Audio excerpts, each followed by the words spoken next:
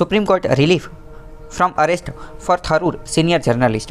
હવે સુપ્રીમ કોર્ટે રિલીફ આપી દીધી છે, એટલે કે મુક્તિ આપી દીધેલી છે કોને? શશી થરૂર નામના વ્યક્તિને. કોની તરફથી? અરેસ્ટ, એમની ધરપકડ કરવામાં આવેલી હતી. આ એક સિનિયર જર્નલિસ્ટ છે, એક પત્રકાર છે, કોંગ્રેસના કાર્યકર્તા છે, કેરળથી બિલોંગ કરે છે. તો એમની ધરપકડ કરવામાં આવેલી હતી, પરંતુ એ પહોંચી ગયા સુપ્રીમ કોર્ટની અંદર અને સુપ્રીમ કોર્ટે એમના અરેસ્ટ જે હતું એને રિલીફ, એને શાંત આપી દીધું છે કે બરાબર, હવે તમારી અત્યારે ધરપકડ કરવાની જરૂર નથી, બરાબર, કારણ કે કાયદા કાનૂન એ બધું હતું તો એમાં એનાથી મુક્તિ આપી દીધેલી છે. તો હવે આખો મુદ્દો અત્યારે ચર્ચામાં આવી ગયો છે. પહેલાં તો એ જાણીએ કે શશી થરૂરની ધરપકડ શા માટે કરવામાં આવેલી હતી. તો કે શશી થરૂર જે છે એમને અમુક પ્રકારની મિસઇન્ફોર્મેશન, ગેરમાહિતી ફેલાવી હતી એના કારણે, અને એની ઉપર જે આ ધરપકડ કરવામાં આવેલી હતી એ કોના આધારે કરવામાં આવેલી હતી? તો કે રાજદ્રોહનો જે ગુનો જે છે, રાજદ્રોહનો ગુનો, એના આધારે એમની ઉપર આ ધરપકડ કરવામાં આવેલી હતી. એમને ટ્વિટર ઉપર એક ટ્વીટ કરી હતી, એક ટ્વીટ કરેલી હતી અને એવો આરોપ મૂકેલો હતો અને એ ટ્વીટ ઉપર એવી ન્યૂઝ આપેલી હતી જે ન્યૂઝ અનવેરીફાઈડ હતી, એટલે કે એની એમને પુષ્ટિ કરેલી ન હતી. મતલબ કે એમને એમ કીધું હતું કે એક યંગ ફાર્મર, એક જે યુવાન ખેડૂત જે છે એ મરી ગયો. ક્યારે? તો કે પોલીસના હાથે મરી ગયો. જ્યારે રિપબ્લિક ડે, પ્રજાસત્તાક દિનના દિવસે જે ટ્રેક્ટર રેલી કાઢેલી હતી એમાં પોલીસે એક વ્યક્તિ હતો, એક ફાર્મર, એને મારી નાખ્યો. પરંતુ હકીકતમાં આ એક ફેક ન્યૂઝ હતી અને આ એમને ફેલાઈ દીધી ટ્વિટર ઉપર, એટલે એમને આ પ્રકારની ધરપકડ કરી લીધી હતી. પરંતુ એ સુપ્રીમ કોર્ટમાં પહોંચી ગયા અને સુપ્રીમ કોર્ટની જે ચીફ જસ્ટિસ ઓફ ઇન્ડિયાની જે બેન્ચ હતી એણે એનું જજમેન્ટ આપ્યું અને એમને અત્યારે મુક્તિ આપી દીધી છે. કોની ધરપકડથી? સુપ્રીમ કોર્ટે અત્યારે આ કોર્ટે જે છે એ આની માટે નોટિસને એ બધી પણ ઇસ્યુ કરેલી છે. કોને નોટિસ ઇસ્યુ કરી છે? તો કે એન્ફોર્સમેન્ટ એજન્સી, કાયદાનું પાલન કરવાવાળી જે એન્ફોર્સમેન્ટ એજન્સી જે છે એને, પછી કેન્દ્ર સરકારને, ઉત્તર પ્રદેશને અને દિલ્હી પોલીસને, અલગ અલગને નોટિસને એ બધું આપેલું છે. હવે અહીંયા મહત્ત્વની વસ્તુ જોઈએ તો શું છે? આમની ઉપર જે આરોપ લાગેલો હતો શશી થરૂર ઉપર, એ કયો હતો? તો કે સેડિશનનો. સેડિશન એટલે કે રાજદ્રોહ એટલે કે રાષ્ટ્રદ્રોહ એટલે કે આપણે જ્યારે દેશ વિરુદ્ધનું કોઈ કાર્ય કરીએ, દેશને અપમાન પહોંચાડવાનું કાર્ય કરીએ, એને કહેવાય સેડિશન, બરાબર. એટલે કે આપણે રાષ્ટ્ર વિરુદ્ધ, દેશ વિરુદ્ધ કંઈક કાર્ય કરીએ છીએ તો એ એક ગુનો છે. ક્યાં ગુનો છે? તો કે આઈપીસીની અંદર ગુનો છે. આઈપીસીની સેક્શન 124A 124A સેડિશન, રાજદ્રોહનો ગુનો આપવામાં આવેલો છે. તો મોસ્ટ આઈપી તમારે યાદ રાખવાનું છે. પ્રશ્ન પૂછે છે કે સેડિશન, રાજદ્રોહનો ગુનો ક્યાં આપેલો છે? સેક્શન 124A ની અંદર આપેલો છે, બરાબર. તો અત્યારે આ મુદ્દો આખો ચર્ચામાં છે, એટલે આપણે સમજવાનું છે આ સેક્શન 124A જે આઈપીસીની છે. સીજીઆઈએ એની જે વાતચીતને એ બધું સાંભળેલું હતું. આપણે એ જાણીએ કે આ સેડિશન લો હકીકતમાં છે શું? તો આઈપીસીની, ઇન્ડિયન પીનલ કોડની 124A સેક્શનમાં આપેલું છે. આના અંતર્ગત શું આપેલું છે? આમાં સેડિશનની વ્યાખ્યા આપેલી છે. તો સેડિશનની વ્યાખ્યા શું આપેલી છે? સેડિશન મતલબ કે એવી એક્શન, એવું કાર્ય કે જેના દ્વારા that brings or attempt to bring hatred, contempt towards the government of India and has been illegal in India since 1870. સેડિશન, રાજદ્રોહની વ્યાખ્યા કંઈક એવી આપવામાં આવેલી છે કે મતલબ કે કોઈ પણ વ્યક્તિ જ્યારે કોઈ એવું કાર્ય કરે અથવા એવી કોઈ કોશિશ કરે કે જેના કારણે ભારત સરકાર જે છે, ભારત સરકાર એનો કન્ટેમ્પ્ટ થાય, એનો અનાદર થાય અથવા કોઈ એવી વસ્તુ કરે કે જે ભારતની અંદર ઇલીગલ છે, ભારતની અંદર જે ગેરકાયદેસર છે, તો એ વ્યક્તિ ઉપર 124A પ્રમાણે સેડિશન, રાજદ્રોહનો ગુનો લાગી શકે છે, રાજદ્રોહ થઈ શકે છે. શું મતલબ કે ભારત સરકારની કોઈ ટીકા કરે, ભારત સરકાર વિરુદ્ધમાં કોઈ કન્ટેમ્પ્ટ કરે, ભારત સરકારનું અપમાન કરે તો તરત જ તે તાત્કાલિક તે એ શું બની જાય? સેડિશન લો લાગી જાય છે, રાજદ્રોહનો જે કાયદો જે છે એ લાગી જાય છે. તો સુપ્રીમ કોર્ટે પણ આની ઉપર ઘણું બધું અવલોકન કરેલું છે. 1870નો આ બહુ કાનૂન છે, બરાબર. 1860માં જે છે એ આ કાનૂન બનાવેલો હતો. ક્યારે? આઈપીસી, ઇન્ડિયન પીનલ કોડ 1860માં મેકોલેએ બનાવેલી હતી. એના 10 વર્ષ પછી 1870ની અંદર આ 124A સેડિશન, રાજદ્રોહ જે છે એ એડ કરવામાં આવ્યું હતું. હકીકતમાં અંગ્રેજોના સમયનો કાનૂન છે. કેમ અંગ્રેજોના સમયનો? કારણ કે અંગ્રેજોને એવું પસંદ નહોતું કે કોઈ અમારી સરકાર વિરુદ્ધ બોલી જાય, કારણ કે ભારત અંગ્રેજોનું ગુલામ હતું 1947 પહેલાં. ત્યારે તો ભારતની અંદર અંગ્રેજો તે રાજ કરતા હતા. તો અંગ્રેજોને કોઈ ભારતીય વ્યક્તિ કોઈ બોલી ન જાય, એનું અપમાન ન કરે, એને જે પોલિસી, યોજના જે લાવેલી એની કોઈ ટીકા ન કરે, સરકારની કોઈ ટીકા ન કરે. એટલે કે એ સમયની બ્રિટિશ સરકારની કોઈ ટીકા ન કરે, અને જો ટીકા કરે તો આ સેડિશન લો અનુસાર એને ધરપકડ કરી અને એને જેલમાં ઠૂંસી શકાય, એની માટે આ કાયદો લાવવામાં આવેલો હતો, બરાબર. પરંતુ હજી સુધી આ કાયદો ચાલેલો આવે છે. એટલે સુપ્રીમ કોર્ટે આની ઉપર ઘણી બધી વાર અવલોકન કરેલું છે. 1962માં સુપ્રીમ કોર્ટે શું કીધું? કયા કેસની અંદર? તો કે Kedarnath Singh versus state of બિહારની અંદર કીધું કે આ જે છે એ કોન્સ્ટિટ્યુશનાલિટી, એટલે કે આ ગેરબંધારણીય નથી, બંધારણીય રીતે તો આ યોગ્ય છે. સુપ્રીમ કોર્ટમાં ઘણી બધી વાર આવી પિટિશન કરવામાં આવેલી છે કે આખો સેક્શન 124A જે છે એ તે ગેરબંધારણીય છે, આ ગેરબંધારણીય છે, આને કાઢી નાખો, આને અત્યારે તાત્કાલિક સ્વરૂપે કાઢી દેવો જોઈએ. આ માનવીના જે, ભારતના નાગરિકોના જે ફંડામેન્ટલ રાઇટ, મૂળભૂત અધિકારો જે છે એનું ઉલ્લંઘન કરે છે. પરંતુ Kedarnath Singh versus state of બિહારના પંજાબના કેસમાં કીધું કે આ બંધારણીય રીતે તો આ કાયદો જે છે એ યોગ્ય છે, 124A જે છે એ યોગ્ય છે. એવું ક્યાં કીધું? 1962ની અંદર એવું કીધું. એટલે કે કોન્સ્ટિટ્યુશનાલિટી ઓફ સિટીઝન બટ લિમિટેડ, પરંતુ એનો ઉપયોગ જે છે એનો ઉપયોગ એને લિમિટેડ કરી દીધો. અમુક જગ્યાએ તે એનો ઉપયોગ કરી શકાશે, જેમ કે acts involving intention or tendency to create disorder or disturbance of law and order or incitement of violence. એટલે કે હવે આ કાયદાનો સેડિશનનો ઉપયોગ ક્યારે કરી શકશે કે એવી જગ્યાએ તે કે જ્યારે જેનો હેતુ ઇન્ટેન્શન, કોઈ વ્યક્તિનો હેતુ, જે આરોપી જે છે એનો ઇન્ટેન્શન, એનો હેતુ કેવો હશે તો કે ટુ ક્રિએટ ડિસઓર્ડર, એટલે કે કાયદો અને વ્યવસ્થા જે છે એ ન જળવાય એવો હશે, કાયદાને રદ કરવા માટેનો, અવ્યવસ્થા જાળવવા માટેનો એનો હેતુ હશે. બીજું ડિસ્ટર્બન્સ એટલે કે કોઈને ડિસ્ટર્બ કરવાનો, લો કાયદાને ડિસ્ટર્બ કરવાનો એનો હેતુ હશે, ઓર્ડર લો એન્ડ ઓર્ડર કાયદો અને વ્યવસ્થા એને ડિસ્ટર્બ કરવાનો અને એને અવ્યવસ્થિત કરવાનો એનો હેતુ હશે. વાયોલન્સ એટલે કે હિંસાત્મક પ્રવૃત્તિને ઉત્તેજન આપવાનો, ઇન્સાઇટમેન્ટ કરવાનો, હિંસાત્મક પ્રવૃત્તિ કરવાનો એનો હેતુ હશે. તો 124A પ્રમાણે એની ઉપર દેશદ્રોહ, રાજદ્રોહનો ગુનો જે છે એ લાગુ કરી શકાશે એવું કીધું સુપ્રીમ કોર્ટે. કયા કે આ કેદારનાથ સિંઘના કેસની અંદર.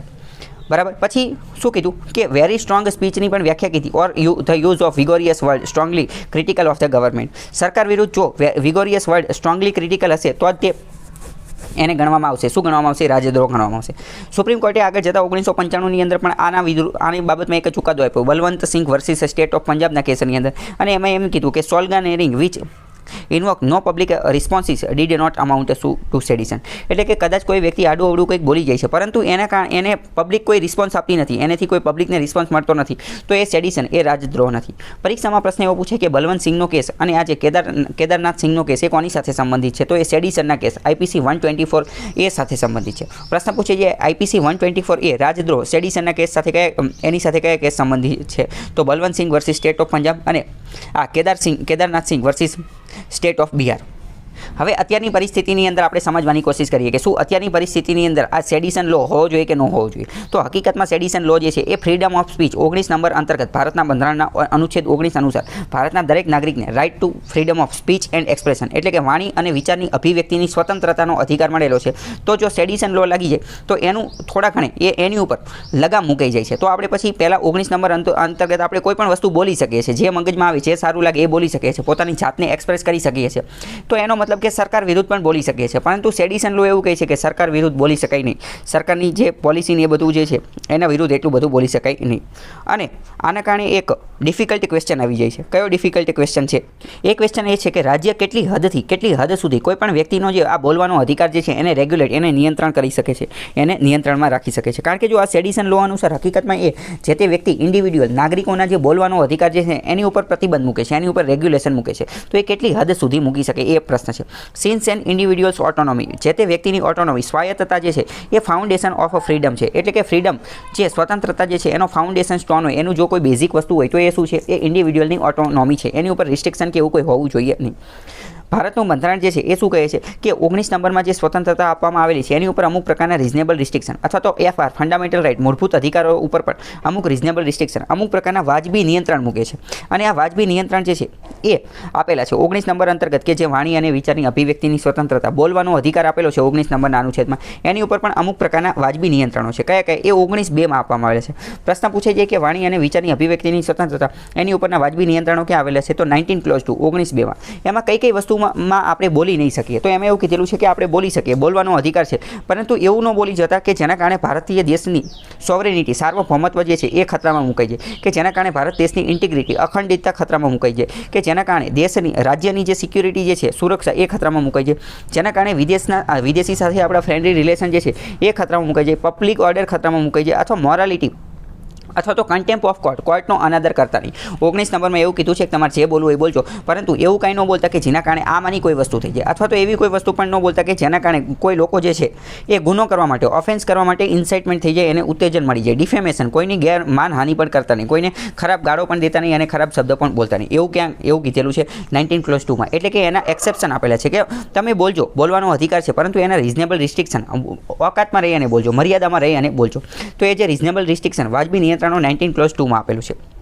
હવે વાત કરીએ કે સેડિશન લો, આ જે રાજદ્રોહનો નિયમ કે જે આઈપીસી 124 એમાં આપેલો છે, એ સરકારને સત્તા આપે છે શેની માટે કે જેના કારણે કોઈ વ્યક્તિ જે છે એ બોલતું હોય, સરકાર વિરુદ્ધ કંઈ બોલતું હોય તો સરકાર તાત્કાલિક તેનું મોઢું બંધ કરી શકે છે આ સેડિશન લોની મતલબથી, બરાબર. તો આ આખો મુદ્દો આપણે જોઈ લીધો શું છે. હવે વાય સેડિશન લો શુડ બી રિપીલ્ડ, તો શા માટે આપણે સેડિશન લો જે છે એને આપણે રદ કરી દેવો જોઈએ. તો કે sedition leads to a sort of unauthorise, કે જેના કારણે એક રીતે સેલ્ફ સેન્સરશિપ આવી જાય છે અને સરકાર પાસે પાવર વધુ આવી જાય છે અને લોકોને બોલતા બંધ કરાવી શકાય છે. અને ભારતના દરેક નાગરિકને લોકશાહીની અંદર બોલવાનો અધિકાર છે, ક્વેશ્ચન કરવાનો, પ્રશ્ન કરવાનો અધિકાર છે, ડિબેટ ચર્ચા કરવાનો અધિકાર છે. સરકાર કોઈ પોલિસી બનાવે તો એની સાથે ડિસએગ્રી અસહમત થવાનો અધિકાર છે, સરકારના ડિસિઝનને ચેલેન્જ કરવાનો અધિકાર છે. પરંતુ જ્યાં સુધી આ સેડિશન લો છે તો આ કોઈ પણ વસ્તુ થઈ શકતી નથી. બીજી વાત કરીએ તો ભારતની અંદર આ સેડિશન લો જે છે એ ગાંધીજીના વિચારોની પણ, ગાંધીજીની જે ફિલોસોફી વિચારધારા જે છે એની પણ વિરુદ્ધમાં છે. ગાંધીજીની ફિલોસોફી સોલ એની આત્માની પણ વિરુદ્ધમાં છે. ગાંધીજીએ ચોખ્ખું કીધું હતું કે જો આપણે કોઈ વસ્તુ સાથે સહમત નથી તો અસહમતતાનો પણ આપણે અધિકાર છે, રાઇટ ટુ ડિસેન્ટ, એટલે કે આપણે કોઈ વસ્તુ સાથે સહમત નથી, અસહમત છીએ તો એનો પણ આપણને અધિકાર મળેલો છે. પરંતુ સેડિશન તો એની ના પાડે છે, કારણ કે કોઈ આપણે સરકારની ટીકા કરીએ તાત્કાલિક જ આપણી ઉપર રાજદ્રોહ લાગી જાય તો એ ચાલે નહીં. અને બીજી વાત કરીએ તો 1860ની અંદર લોર્ડ મેકોલેએ આઈપીસી ઇન્ડિયન પિનલ કોડ બનાવેલી હતી. તો બીજો અહીંયા મુદ્દો એ પણ ઉદ્ભવે છે કે આઈપીસીની અંદર પણ અમુક રિફોર્મ, અમુક પ્રકારના સુધારાની જરૂર છે. અમુક કોન્સેપ્ટ કે જે બ્રિટિશ સમયના છે, ખૂબ જૂના છે, તો એને સુધારવાની જરૂર છે. એમાં પ્રોબ્લેમ છે, એ સુધારવાની જરૂર છે. કેવા કે તો એની માટે આ પહેલાં તો સેડિશન લોનું રી એક્ઝામિનેશન જરૂરી છે. ફરીથી એક કમિશન અથવા બીજું કંઈ બનાવી અને ચેક કરવું જોઈએ કે સેડિશન લો ઓકે છે કે નહીં. ઇન્સર્ટેડ ઇન 1898માં એ એડ કરવામાં આવેલો હતો. બીજી વાત કરીએ તો ઓફેન્સીસ ઓફ બ્લાસ્ફેમી. બ્લાસ્ફેમીનો મતલબ શું? બ્લાસ્ફેમીનો મતલબ એવી ચીજ આપણે કંઈક એવું બોલી નાખીએ, એવું બોલી અને એવું અપમાન કરી નાખીએ. ઈશ્વરનું અપમાન કરવા માટે જે વસ્તુ બોલવામાં આવે એને કહેવાય બ્લાસ્ફેમી. શું કહેવાય? Blasphemy. The offence of blasphemy should have no place in a liberal democracy. જો ભારતની અંદર આઈપીસીની અંદર સેક્શન 295 એ જે છે એ બ્લાસ્ફેમી વિશે વાત કરે છે. એટલે કે આઈપીસી અનુસાર 295 અનુસાર ભારતની અંદર બ્લાસ્ફેમી જે છે, બ્લાસ્ફેમી એ પણ ગુનો છે. બ્લાસ્ફેમીનો મતલબ શું? મતલબ કે ઈશ્વરની વિરુદ્ધમાં કંઈક બોલવું, ઈશ્વરનું આપણે અપમાન કરવી, ઈશ્વરની વિરુદ્ધમાં કંઈક બોલી જવી આપણે, તો પણ આઈપીસીની 295 એ પ્રમાણે આપણને ગુનો લાગુ પડે છે અને આપણી ઉપર સજા ને એવું બધું થઈ જાય છે. તો ડેમોક્રેસી, લોકશાહીની અંદર જોઈએ તો હકીકતમાં આ જે સેક્શન જે છે એને પણ રદ કરવાની જરૂર છે, જે 1927માં એડ કરવામાં આવ્યું. તો 1927માં ભારત આઝાદ નહોતું, તો 1927ની અંદર પણ અંગ્રેજોએ આ બધા આવા નવા રીતે જ ગોતતા હતા કે ભારતીય લોકો જે છે, ક્રાંતિકારી લોકો જે છે, ફ્રીડમ ફાઇટર જે છે, એનું મોઢું કઈ રીતે બંધ કરવું. એટલે એમને આવું આડા આવા અમુક કાનૂન જે છે એડ કરી દેતા હતા. પછી એવું ગમે એ કંઈ બોલે તો એના વિરુદ્ધમાં એવું કહી દે કે તમે તો ભગવાનની વિરુદ્ધમાં બોલે છે, જેલમાં મૂકી દે, બરાબર. આની પહેલાં 124 એમાં એમ કે સરકારની ટીકા કરી એ વિરુદ્ધમાં એમને જેલમાં મૂકી દે, બરાબર. તો આ બધા રદ કરવાની જરૂર છે. આ એવી રીતે આઈપીસીની અંદર રિફોર્મ માટેનો કોઈ ક્વેશ્ચન પૂછે તો તમે આ વસ્તુ લખી શકો છો. પછી વાત કરીએ કે criminal conspiracy was made a substantive offence in 1930. The offence is objectionable because it was added to the code by the colonial masters to deal with political conspiracies. આ બધા જે કાનૂન જે છે, આ બધા સેક્શન જે છે એ કોલોનિયલ માસ્ટર એટલે કે આપણે જેને ગુલામ બનાવેલો હતું, બ્રિટિશરોએ એડ કરેલા હતા પોતાની સરળતા માટે, અને એમને તો આપણું શોષણ કરતા હતા ત્યારે બનાવેલા હતા, પરંતુ હવે તો આપણે આઝાદ થઈ ગયેલા છે તો હવે આ રદ કરવા જોઈએ. આઈપીસીનો સેક્શન 149 જોઈએ તો એ વાત કરે છે અનલોફુલ એસેમ્બલી, એટલે કે ગેરકાયદેસર રીતે કોઈ એસેમ્બલી, સંગઠન બનાવી શકાશે નહીં. The principle of constructive liability is pushed to unduly harsh length. પછી the distinction between culpable homicide. Culpable હોમિસાઇડનો મતલબ શું? કે કોઈ વ્યક્તિને મૃત્યુ કરવા માટે, કોઈ વ્યક્તિને ગુનો કરવા માટે ઉકસાવો, બરાબર. કોઈ વ્યક્તિ માની લો કે એ વ્યક્તિ જે છે એણે બીનું મર્ડર કરી નાખ્યું તો એને કહેવાય એને મર્ડર કર્યું એવું કહેવાય. પરંતુ એ સી નામનો વ્યક્તિ જે છે એને ઉકસાયો, એને કીધું, એને ઇન્સાઇટમેન્ટ કર્યો, એને ઉકસાયો અને એને એમ કીધું કે તું બીને મારી નાખ, અને સીએ પછી બીને મારી નાખ્યો, તો એ જે છે એ કોનો શિકાર કહેવાય? એ કહેવાય કલ્પેબલ હોમિસાઇડનો. એટલે કે એને ડાયરેક્ટ ખૂન નથી કર્યું પરંતુ બીજાને ઉકસાયો છે એવી રીતે. તો એ બધી વસ્તુના પણ ઘણી બધી ક્રિટિસિઝમને, ટીકાને એ બધું થયેલી છે, અને વીકેસ્ટ પાર્ટ ઓફ ધ કોડ એને ગણવામાં આવે છે, કારણ કે આવા બધા લૂપ હોલના કારણે ઘણા બધા લોકો જે છે એ છૂટી જાય છે આઈપીસીની અંદર. પછી સેક્સ્યુઅલ ઓફેન્સની વાત કરીએ તો under the code reveal patriarchal value. આઈપીસીની અંદર જે સેક્સ્યુઅલ ઓફેન્સ આપેલા છે એમાં પેટ્રિયાર્કલ એ વેલ્યુ જોવા મળે છે, એટલે કે એ પુરુષ પ્રધાન હોય એવું માનવામાં આવે છે. અને અત્યારે તો આપણે જે સદીમાં જીવીએ છીએ એમાં સ્ત્રી પુરુષ બંનેને એક સમાન માનવામાં આવે છે. તો આઈપીસીની અંદર અમુક સેક્શન એવા છે કે જે પુરુષ પ્રધાન હોય એવું માનવામાં આવે છે, તો એની અંદર પણ સુધારો લાવવાની જરૂર છે. અત્યારે આપણે એ જોઈ રહ્યા છીએ કે આઈપીસીમાં કેવા સુધારા જરૂરી છે. Okay. Though the outmoded crime or adultery gives the husband sole property rights over his wife's sexuality. જેમ કે આની પહેલાં એડલ્ટરી નામનો એક ગુનો, એડલ્ટરી નામની વસ્તુ જે છે એ પણ એક ગુનામાં આવતી હતી, પરંતુ સુપ્રીમ કોર્ટે એને રદ કરી નાખેલી છે. તો એડલ્ટરીમાં શું માનવામાં આવતું હતું? એડલ્ટરીમાં એવું માનવામાં આવતું હતું કે પત્ની જે છે એ પુરુષની એક પ્રોપર્ટી, એક સંપત્તિ છે, પરંતુ હવે તો એને રદ કરી નાખેલું છે. તો આવી રીતે આનું રીએક્ઝામિનેશન કરી કોનું? આઈપીસીનું, અને એની અંદરના અમુક સુધારા લાવવા જોઈએ. આની માટે અમુક કમિટી બનાવવામાં આવી છે. પ્રશ્ન પૂછે છે કે આઈપીસીના રિફોર્મ માટે કઈ કમિટી? તો કે માધવ મેનન કમિટી. પહેલી તો માધવ મેનન કમિટી. એણે શું કીધેલું હતું? 2007માં એણે રિપોર્ટ આપેલો હતો. 4 સભ્યોની કમિટી હતી અને national policy paper on criminal justice system માટે આ બનાવવામાં આવેલી હતી. ભારતે પોલિસી બનાવી, national policy paper on criminal justice system. અને એણે એમ કીધું કે આ આખી જે એન્ટાયર ક્રિમિનલ પ્રોસિજર સિસ્ટમ જે છે એને રિવેમ્પ, એને ફરીથી લખવાની જરૂર છે. અને કીધું કે ક્રિએશન ઓફ અ ફંડ, એક ફંડ બનાવવું જોઈએ compensative victim who turns hostile from the pressure of culprits. એટલે કે એની માટે એક ફંડ બનાવવું જોઈએ અને એમને સારા માર્ગ ઉપર આવી જાય એવી કોશિશ. It suggested setting up of separate authority at national level. રાષ્ટ્રીય લેવલે એક ઓથોરિટી બનાવવી જોઈએ કે deal with crimes threatening countries security. એક એવી ઓથોરિટી બનાવવી જોઈએ કે જે ભારત દેશની સિક્યોરિટી બાબતેમાં કોઈ ખતરો કરતા હોય, સિક્યોરિટીને કોઈ ધમકી મારતા હોય અથવા તો સિક્યોરિટીને ખતરો પહોંચાડે એવું કંઈ કાર્ય કરતા હોય તો એને જે છે એની ઉપર ઇન્વેસ્ટિગેશન કરવા માટેનું રાષ્ટ્રીય લેવલે ઓથોરિટી બનાવવી જોઈએ. પછી આગળ જતાં 2000ની અંદર આ મલ્લીનાથ કમિટીએ પણ રિપોર્ટ આપેલો હતો. મલ્લીનાથ કમિટી પણ એની જ માટે હતી. કોની માટે? તો કે reform in criminal justice system of India, criminal justice system of India. 2003માં રિપોર્ટ આપેલો હતો. એને 158 જેટલા ચેન્જ કીધેલા હતા CJSA, એટલે કે criminal justice system of India. ભારતની અંદર જે આ ફોજદારી જસ્ટિસ ન્યાય કઈ રીતે મળે છે એની માટે, પરંતુ એનું અમલીકરણ થયેલું નહોતું. એણે શું કીધું હતું? તો કે આ weighted in favour of the accused and did not adequately focus on justice to the victim of crime. એટલે કે જસ્ટિસ જે છે ફટાફટ મળી જવો જોઈએ, ન્યાય વિશેની વાત કરેલી હતી, પરંતુ એનું અમલીકરણ થયેલું નહોતું, એટલે આપણી માટે એટલું કામનું છે નહીં.